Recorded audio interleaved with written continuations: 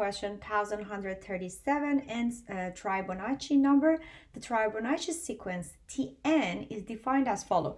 T0 is equal to 0, T1 is equal to 1, T2 is equal to 1. And the formula for the T3 and forward is going to become a summation of the last three numbers.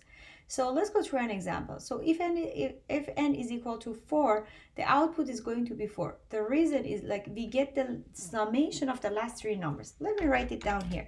So if n is 0, we are going to get 0. And if n is 1, we are going to get 1. And if n is 2, we are going to get 1. So these are facts that are given to us. We know them, right? So from this point forward, we get the summation of the last three numbers. So for n, when it's equal to 3, the summation of 0 plus 1 is going to be 2. And when n is 4, the summation of the last three numbers is going to be 1 plus 1 plus 2 is going to be 4. And the summation of the last three numbers for n equal to 5 is going to be 7. And the summation of the last three numbers for n equal to 6 is going to be 2 plus 4 plus 7 is going to be 13. And for 7, it's going to be 4 plus 7 plus 13 is going to be 24. And for 8 is going to be 44, and so on. So now that we know how it works, I'm going to deal with the special case first. So if n is equal to 0, we are going to return 0.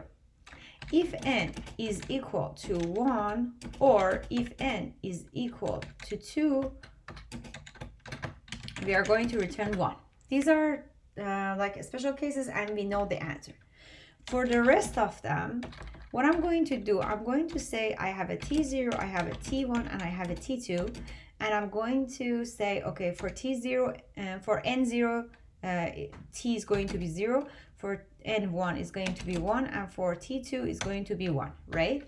And then I'm going to have a for loop here for in range n minus 2. The reason that I'm saying minus 2, because it starts from 0, 1, 2, and we know these three, right? And then I'm going to say T0, T1, and T2. I need these three numbers to get the summation, right? So I'm going to put T1 in T0. I'm going to put T2 in T1, and I'm going to put the summation of them, T0 plus T1 plus T2 in T2. And I keep doing that until we are done with the for loop. And we are going to return the T2 as the result. Let me clear this up and write the code and see how it works. There we go. It works perfectly.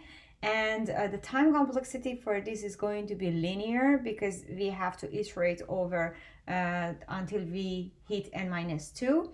And the space complexity is constant as we are not using any extra space. Thank you.